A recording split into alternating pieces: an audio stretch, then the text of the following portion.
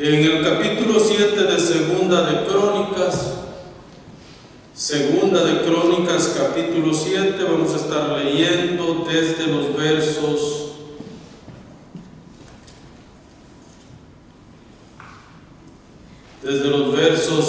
1 al 10. Este capítulo, desde el capítulo 6, en contexto, se está hablando de la dedicación del templo. El primer templo que fue construido, el templo de Salomón. Entonces vamos a estar viendo esa parte muy importante. La página que tienen ahí es la página 341 de su Biblia. Salomón acabó la construcción en el año 21 de su reinado. 14 años se llevó prácticamente trabajando en su casa, una casa lujosa, bella, grande, y luego se llevó 7 años construyendo el templo, un templo lujoso y bello también. Y ahora llegaba el momento de la dedicación de este templo. Lo leemos y dice la palabra del Señor.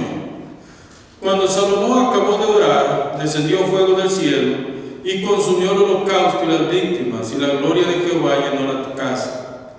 Y no podían entrar los sacerdotes en la casa de Jehová, porque la gloria de Jehová había llenado la casa de Jehová. Cuando vieron todos los hijos de Israel descender el fuego y la gloria de Jehová sobre la casa, se postraron sobre su rostro en el pavimento y adoraron, y alabaron a Jehová, diciendo: porque Él es bueno y su misericordia es para siempre.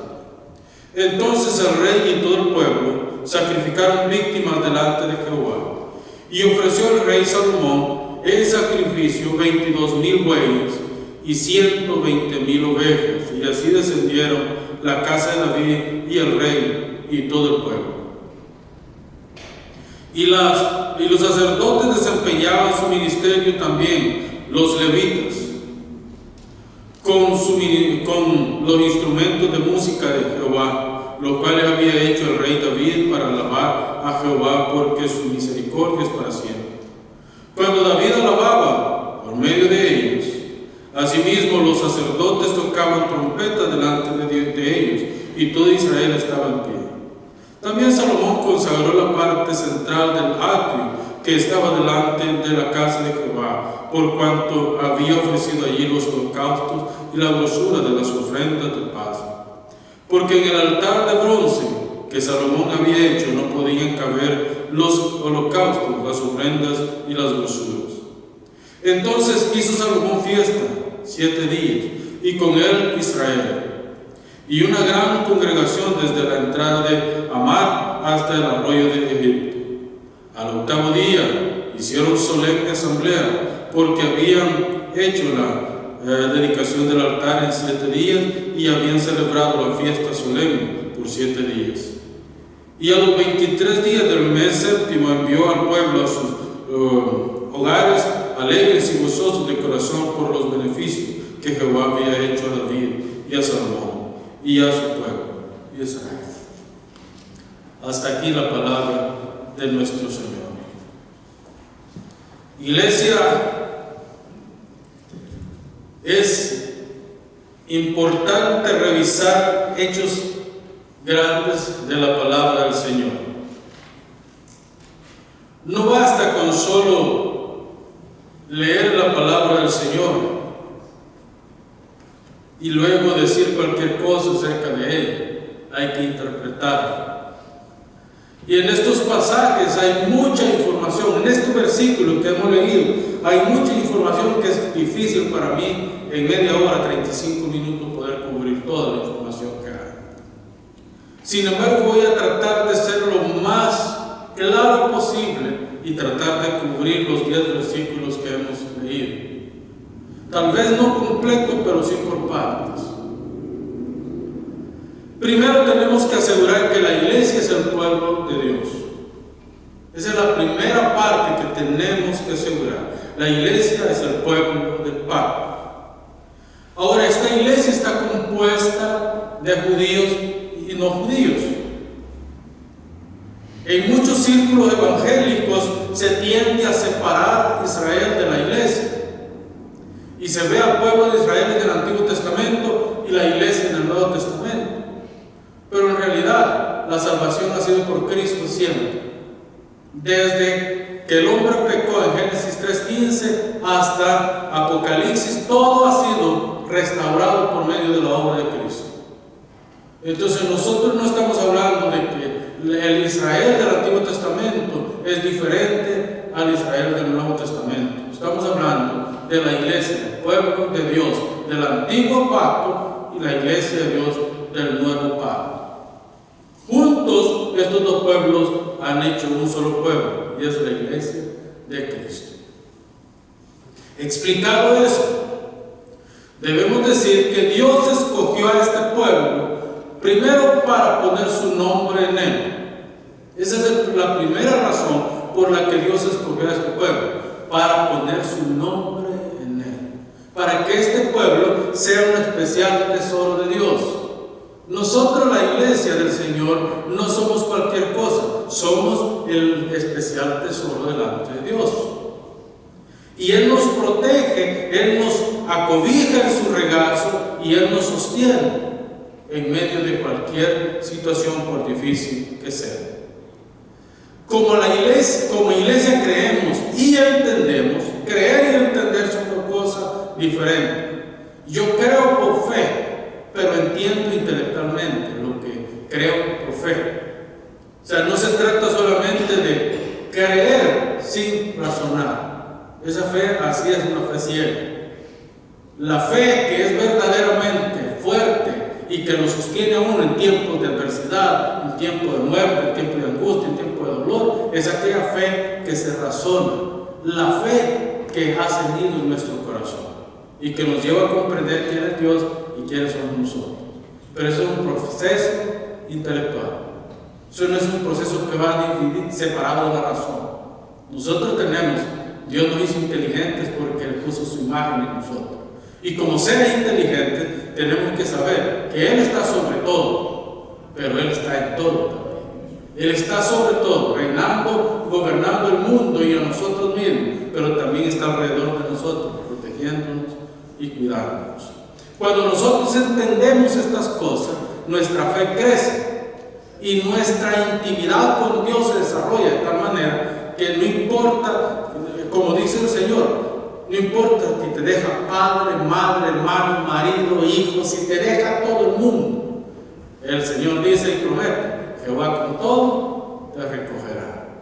Esa es la promesa más grande que nosotros tenemos.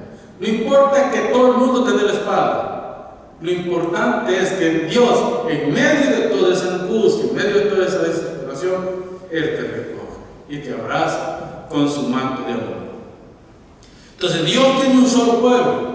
Y ese pueblo lo está cuidando, lo está protegiendo y lo está llevando.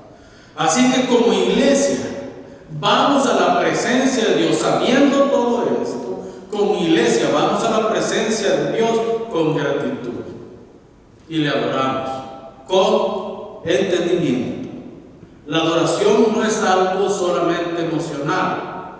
No podemos separar lo intelectual de lo emotivo. Pero no podemos poner lo emotivo sobre lo intelectual. No podemos, no debemos, porque entonces corrompemos la verdadera adoración. La verdadera adoración viene cuando nosotros conocemos a Dios. Y como resultado de ese conocimiento, nosotros nos entregamos a Dios en la adoración. De eso quiero hablar yo esta tarde. Bajo tres principios. El primero es la validación del pacto, cómo Dios valida el pacto. Luego, la adoración que el pueblo presenta a Dios. Después de que Dios ha validado el pacto, el pueblo, si ustedes fueron curiosos en la lectura, vemos que el pueblo cae postrado delante de Dios después de que Dios validó su pacto. Y por último, la fiesta de consagración del templo. Hay una fiesta. Y no es malo tener fiesta. Lo malo es cuando la fiesta toma el control y nosotros dejamos a un lado la verdadera adoración. Así que entremos al tema. La validación, perdón, se me traba la lengua con esta palabra. La validación del pacto por Dios. Es Dios el que valida el pacto. ¿A dónde lo encontramos? No cierre su Biblia, vaya conmigo. Cuando Salomón acabó de orar, fíjese bien, después de que Salomón hizo la presentación del templo, la dedicación del templo, él paró de orar. Pero ¿qué es lo que pasa cuando Salomón para de orar? Primero dice que desciende fuego, ¿sí? Dice, descendió fuego del cielo. Ahora, este fuego no es un fuego literal, ¿sí? Es un fuego espiritual que se podía ver, sí, se podía ver cuando desciende ese fuego al templo. O sea que el templo, ustedes pueden ver que el templo se empieza a llenar de humo y de fuego de arriba hacia abajo. De arriba hacia abajo, porque todo lo de Dios viene de arriba. Lo que no es de Dios viene de abajo para arriba, pero todo lo que es de Dios viene de arriba para abajo. Entonces dice, se llenó el lugar de fuego y consumió el holocausto y las víctimas, y la gloria de Dios llenó toda la casa. Por un momento se suspendió el fuego entre el techo y el templo, pero poco a poco fue descendiendo a tal grado que todo el templo, se llenó. Ahora ya estamos hablando de un fuego literal, ya no estamos hablando de pero es un fuego que consume los holocaustos, consume la grosura, consume la sangre, consume todos los sacrificios que han presentado. Y ojo, que no estamos hablando de 5 sacrificios, estamos hablando ahí está el número de todos los sacrificios que han presentado. Entonces todo lo consumió el fuego en un momento. Y aquí ya estamos hablando de un fuego literal. Dios descendió y dijo, yo valido mi pacto hoy yo hago pacto con Israel, que mi presencia estará en esta casa todos los días de la vida que el pueblo, mientras el pueblo guarde mi pacto. Fíjense que con el pacto también hay un compromiso. Yo voy a poner esta casa y mi nombre será puesto en esta casa, pero el pueblo tiene que guardar también.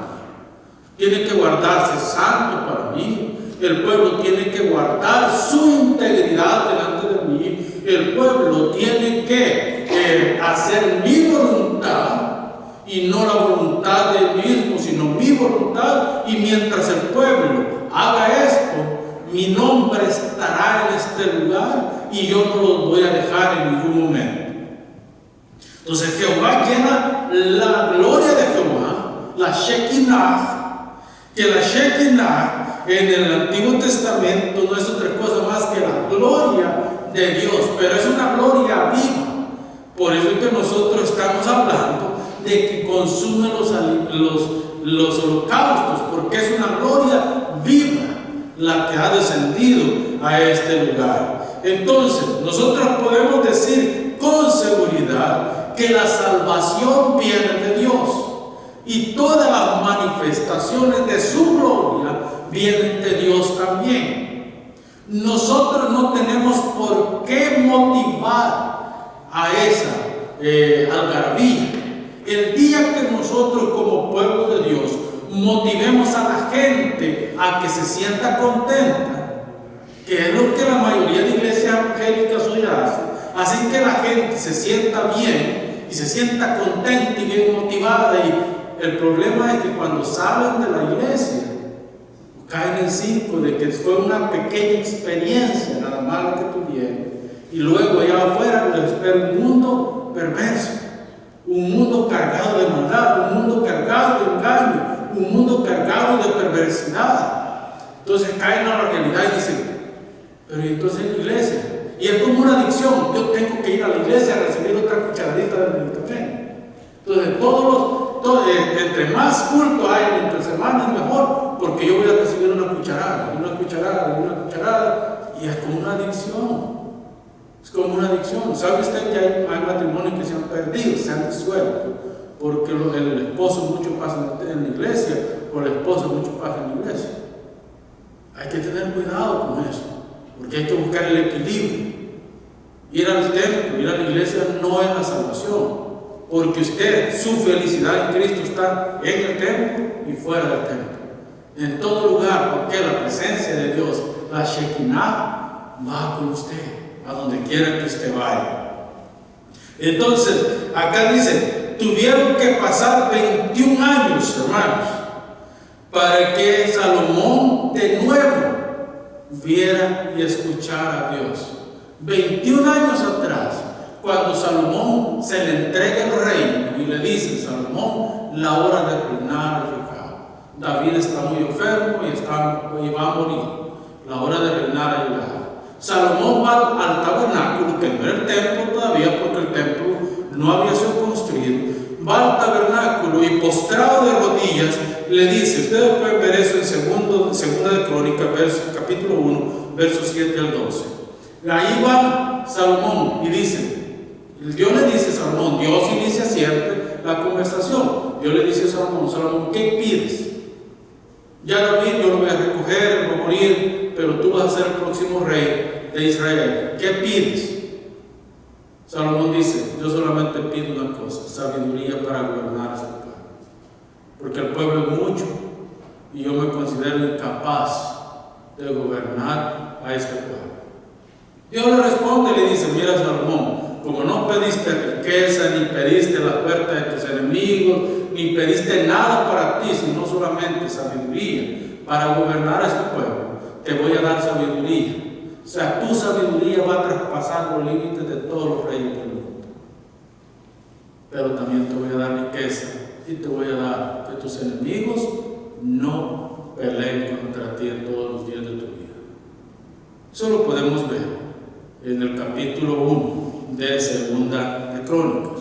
Pero han pasado 21 años, fíjese bien. Por eso es que a mí me extraña que hay gente que empieza a orar y empieza a Dios a revelarle cosas y hacerle, no, es que oír la voz de Dios. A mí me extraña eso, honestamente, me deja mucho que pensar. Porque miren, a Salomón pasaron 21 años.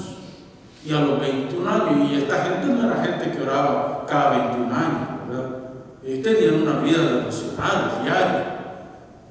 Salomón ora y ahora desciende nuevamente la presencia de Dios. Ahora ya no desciende para prometerle, sino para cumplir el pacto con Salomón. Yo te prometí un día, tú me edificarías casa. Ahora yo vengo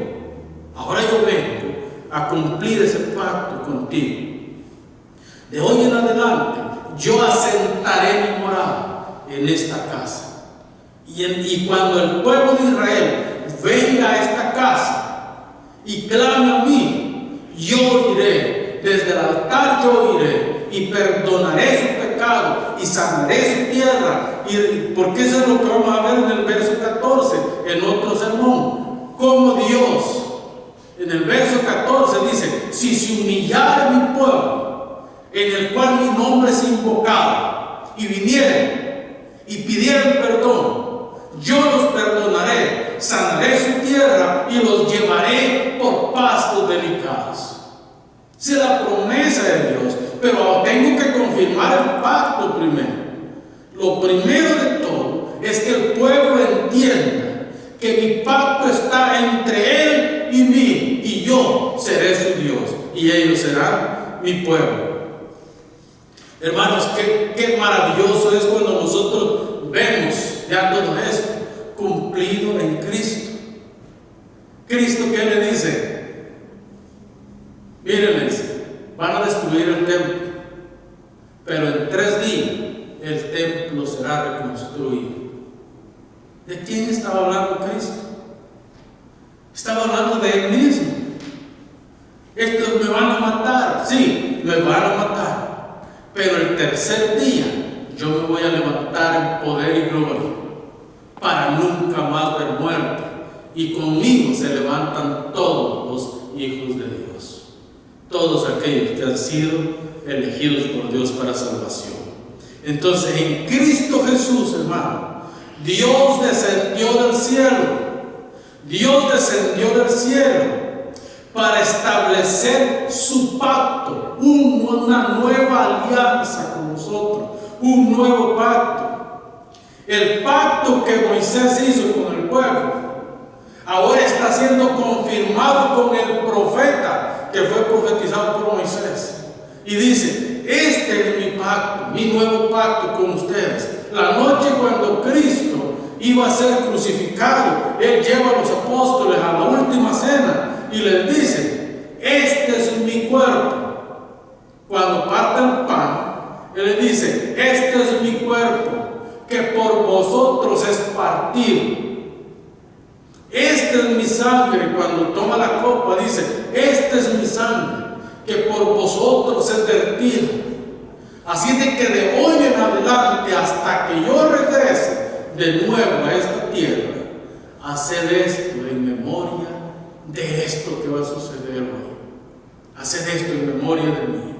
Toda la Santa Cena representa el partimiento del templo de Dios que descendió del cielo.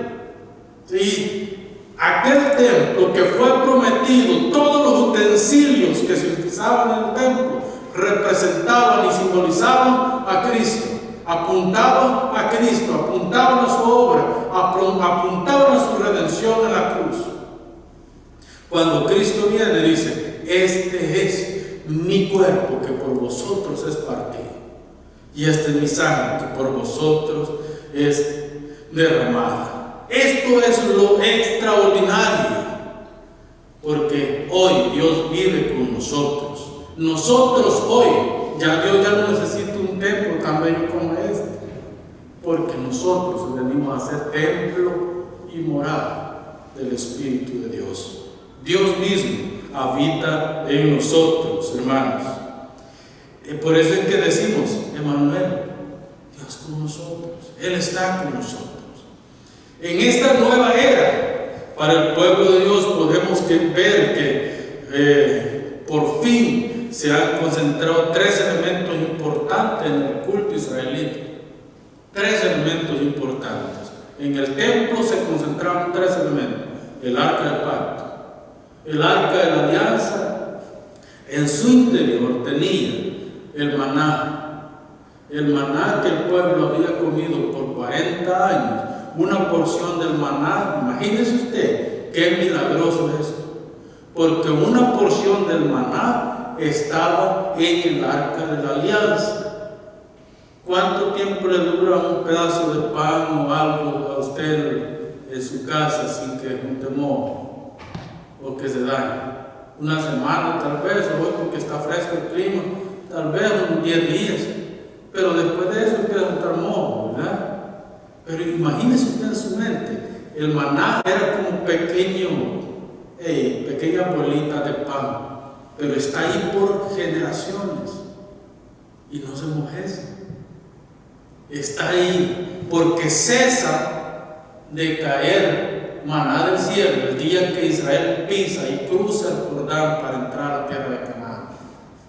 Deja de caer maná y Dios le ordena a Josué: toma del último maná que va a caer una porción y aguárdala en el pacto de la alianza, en el arca de la alianza. Aguárdala ahí como testimonio. Y ojo, que pasaron de cientos de años. O sea que estamos hablando de más o menos cuando Josué introdujo a Israel, ya por el año, póngale el año 1400, 1500 a.C.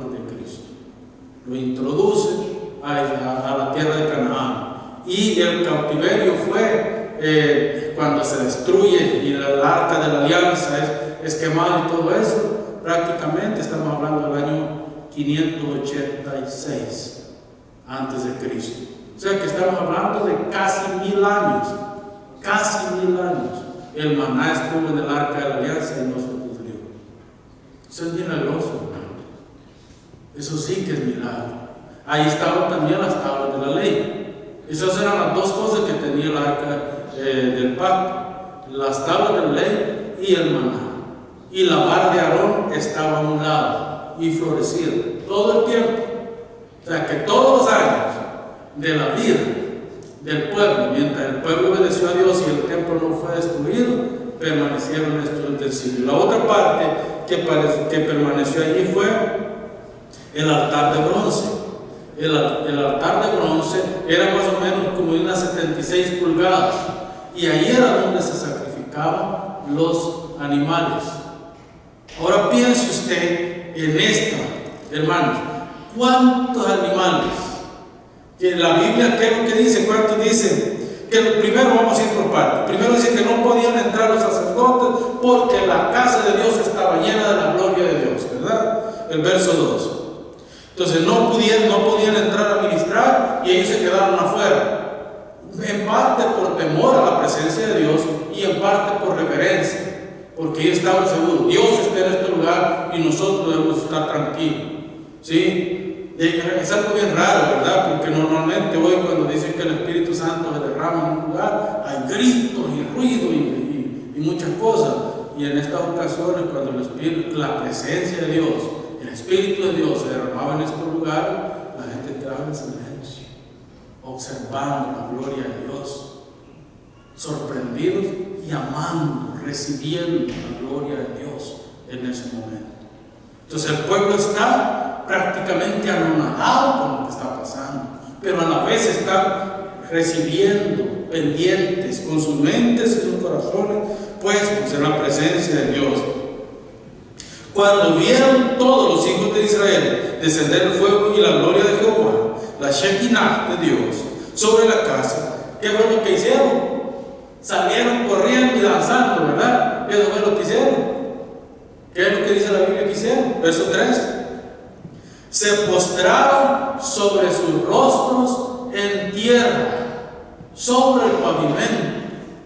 En otras palabras, cayeron en una postura del Medio Oriente. Todas las comunidades del Medio Oriente, todos los pueblos del Medio Oriente, cuando se presentaban delante de una divinidad o delante de un rey, ellos postraban todo su cuerpo de rodillas y tiraban prácticamente su cabeza sobre el pavimento, en reverencia a la presencia de Dios, en reverencia a la presencia de aquel rey que había llegado.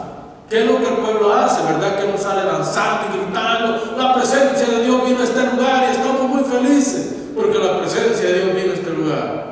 No, el pueblo no sale gritando así. El pueblo en reverencia dice: cuando vieron todos los hijos de Israel descender el fuego y la gloria de Jehová sobre la casa, se postraron sobre su rostro en el pavimento y adoraron y alabaron a Dios diciendo: porque Él es bueno y su misericordia, ¿para cuánto? Para siempre.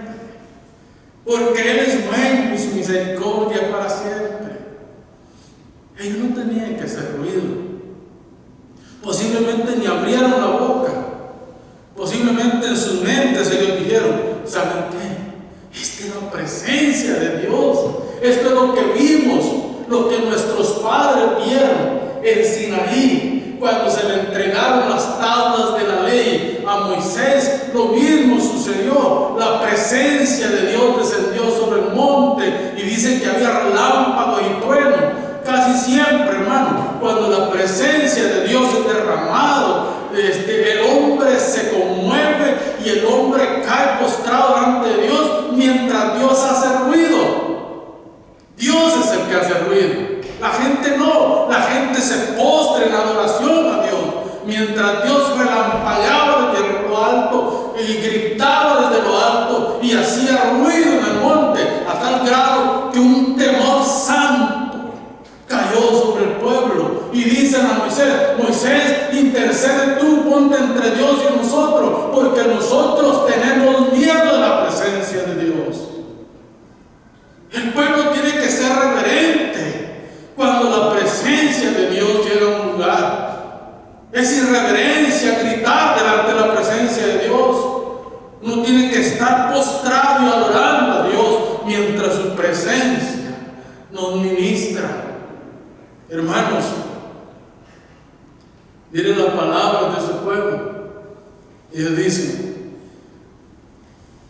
bendito sea Dios, porque Él es bueno y su misericordia es para siempre. La misericordia de Dios no es para un día, no es para los días cuando Dios nos acoge a nosotros como sus hijos. Él nos muestra su gracia, su favor. Él nos da esperanza. Hermanos, hoy vivimos en un mundo lleno de maldad y no hay esperanza. Necesitamos proveerle a la gente esperanza, hermanos. Necesitamos decirle a la gente que hay un Dios. ¿Cuánta gente sufre hoy en día? ¿Cuánta gente se lamenta porque no puede ir a la iglesia? Porque no puede. Y nosotros debemos de llevarle esa presencia a esta persona. Así de que, hermanos, en la presencia de Dios el pueblo guarda silencio. En la presencia de Dios el pueblo cae postrado. Esto me lleva al segundo punto, la adoración del pueblo. Mire el verso 4. Entonces el rey y todo el pueblo, todos unidos. El rey da el ejemplo, él va primero, ¿sí? Y luego todo el pueblo. Miren, entonces el rey y todo el pueblo sacrificaron víctimas delante de Jehová. Las víctimas que ellos sacrificaron fueron todos y fueron corderos. Entonces dice, y apareció, miren, y ofreció el rey en sacrificio 22,000 bueyes. Usted sabe cuánta cantidad de sangre y de carne no se puede sacar de 25,000 bueyes. Si un buey más o menos puede llegar a pesar entre 1,000 y 1,500 libras. Ahora piense usted toda la carne que esto producía. Pero mire, solo el rey dio 22,000 bueyes de su hacienda y 120,000 ovejas. Esto es lo que el rey dio. El rey. Y así dedicaron la casa de Dios y el rey y todo el pueblo. O sea, de la hacienda del rey se ha proveído esta cantidad de animales, pero el pueblo también proveyó animales para este sacrificio. Ahora piense usted, si esto es así, tenían que degollar por lo menos un animal por minuto, porque la fiesta duró 7 días. Los primeros 7 días, en total la fiesta duró 15 días, pero los primeros 7 días fue la presencia de Dios inundó el templo y no podían entrar a ministrar, no podían hacer nada. Entonces había la presencia de Dios estaba ahí, y si alguien entraba, Dios lo mataba. Eso era parte del trato, nadie podía entrar a ese lugar. El 8º día, el rey y los sacerdotes llaman al pueblo a santa asamblea. En esa asamblea se celebra lo que se podría decir lo inicial, y luego 7 días de fiesta. En esos 7 días de fiesta se presentaron holocaustos. El holocausto, la grosura, tenía que quemarse en el altar. La sangre tenía que rociarse en el altar. La carne tenía que quemarse en el altar del holocausto. Pero aquí también habían otras 2 fiestas, otros 2 sacrificios: el sacrificio de paz y el sacrificio de grosura. Entonces, ¿qué es lo que pasaba en el sacrificio de grosura y en el sacrificio de paz? Solamente la sangre se quemaba y todo lo demás se comía. Entonces, es todo lo que se hizo aquí, lo que fue holocausto, que es muy posible que fue muy poco lo que se ofreció en holocausto, es muy posible que solo haya sido el 8º día que se ofreció holocausto. Los otros 7 días fue grosura y el sacrificio de paz. Entonces, ¿qué era lo que pasaba? Esa carne tenía que comerse del pueblo. Entonces, tiene sentido, ¿verdad? 22 días, 21 días, 15 días en fiesta, tenía que darle de comer al pueblo. No podía mandar el rey al pueblo sin comer, se iban a morir en el camino.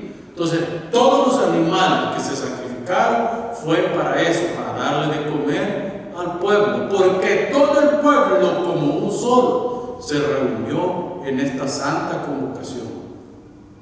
Hermano, pero aquí lo más importante que nosotros podemos ver, el pueblo dice: porque Dios es bueno y su misericordia para con nosotros le adoramos.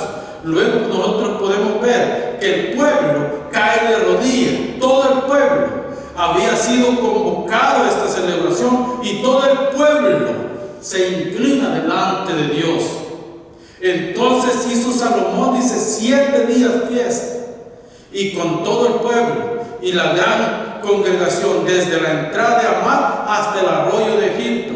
Esto quiere decir, geográficamente hablando, eran varios kilómetros a la redonda que se ocupó en esta gran celebración, porque eran miles, millones de personas los que estaban congregados, entre ancianos, jóvenes, niños y adultos, congregados en esta gran asamblea.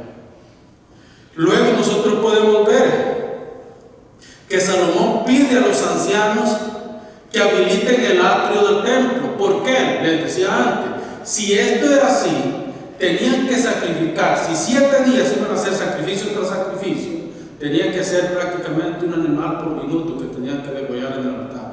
No iba a alcanzar el tiempo, era por demás. Imagínense un buey cuánto puede tardar, unas 3 horas para degollarlo, para sacar todo. Entonces 1 minuto por animal.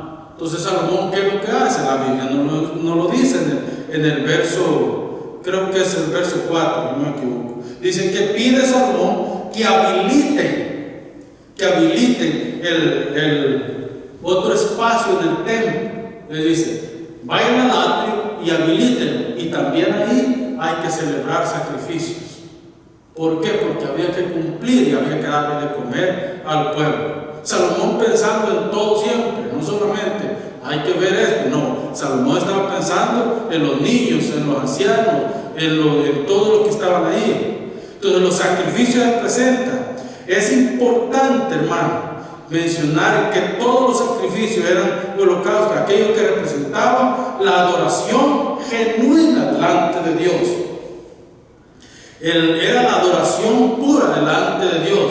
Después de entender que la razón por la que se habían celebrado tantos sacrificios es para darles la oportunidad a todo el pueblo de participar. El pueblo tenía que caer postrado delante de Dios y podía participar. O sea, abundó lo que había que darse en este tiempo. Luego también podemos ver que en el 8º día vino una convocación de adoración. Era grande la multitud que se reunió, y esta multitud venía con una sola intención: adorar a Dios. Entonces Dios trajo a la gente desde lugares más recónditos de Israel. Ve el verso 8, saltémonos hasta el verso 8. Entonces hizo Salomón fiesta 7 días, y con él todo Israel. O sea, no está dejando a nadie afuera. Una gran congregación desde la entrada de Hamat hasta el arroyo de Egipto. No les voy a detallar los kilómetros que eran, porque no nos alcanzaría el tiempo, pero sí les digo, eran varios kilómetros a la redonda donde el pueblo estaba congregado. Ahora nosotros debemos de ver esto, que lo que Dios estaba haciendo era traer la gente para que en un solo cuerpo se postraran en adoración a Dios. Entramos al tercer punto, la fiesta de consagración a Dios. El gozo del Señor es nuestra fortaleza, dice un himno, ¿verdad? La iglesia que vive en el Espíritu debe gozarse y alegrarse en Dios todos los días. ¿Por qué? Por la santidad de Dios. Para Israel este era un acto de obediencia y de adoración a Dios. Ellos se postraban delante de Dios para hacer esto. Entonces tenemos los dos contrastes. Ahora vemos a David transportando el arca del pacto de un lugar a otro, pero David va danzando. 3.500 levitas era la orquesta que tenía David. ¿Se imagina usted? 3.500 personas danzando, cantando y adorando a Dios.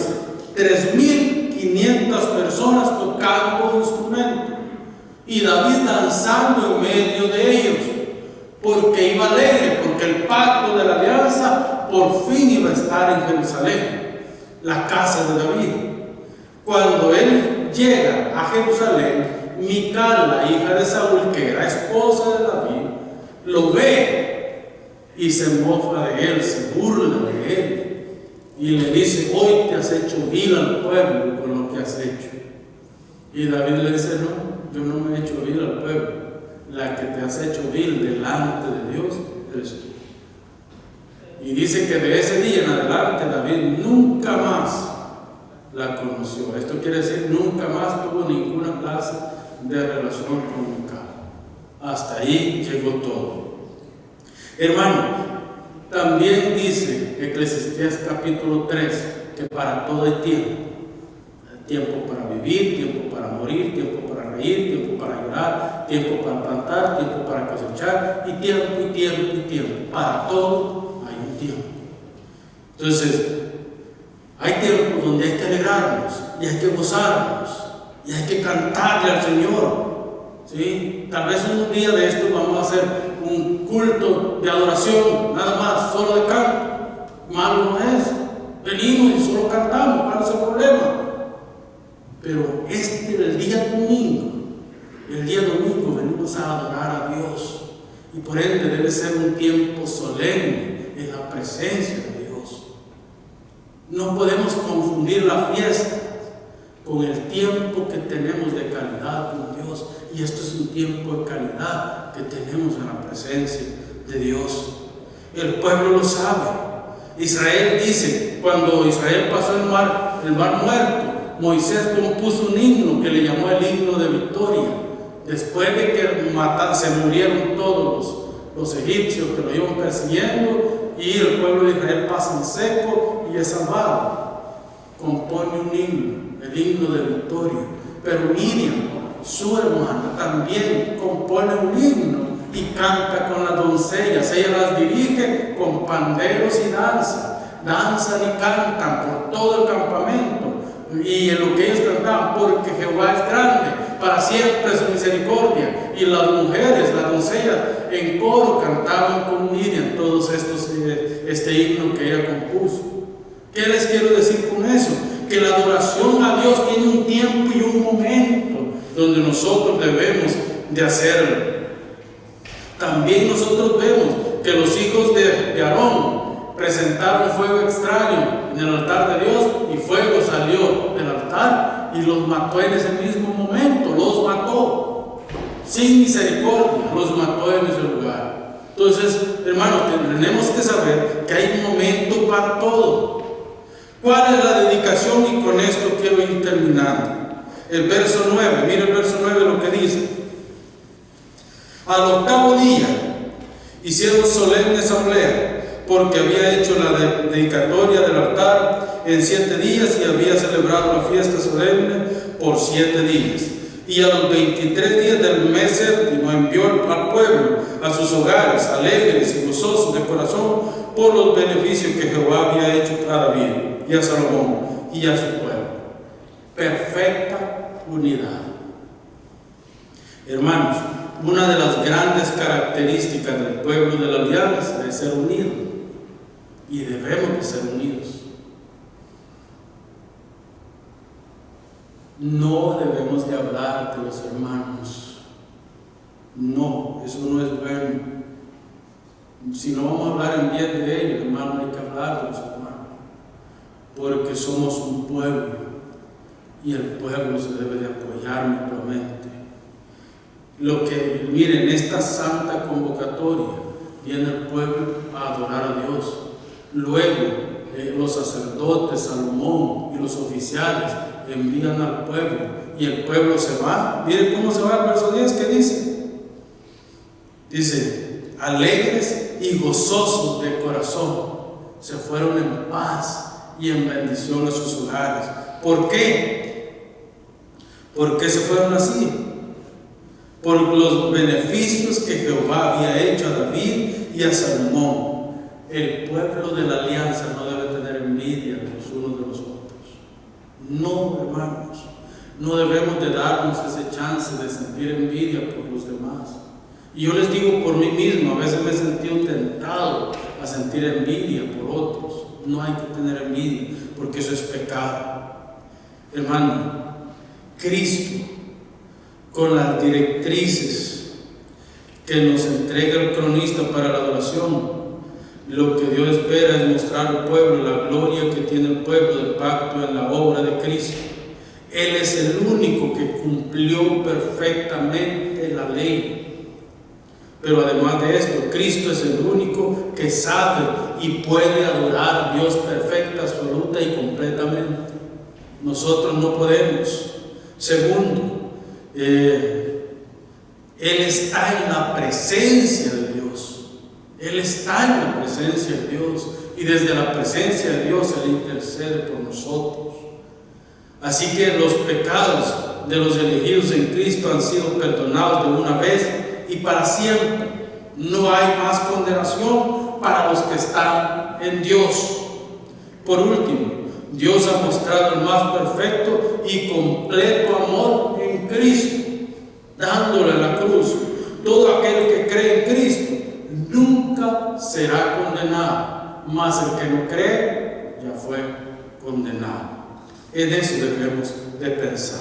Oramos.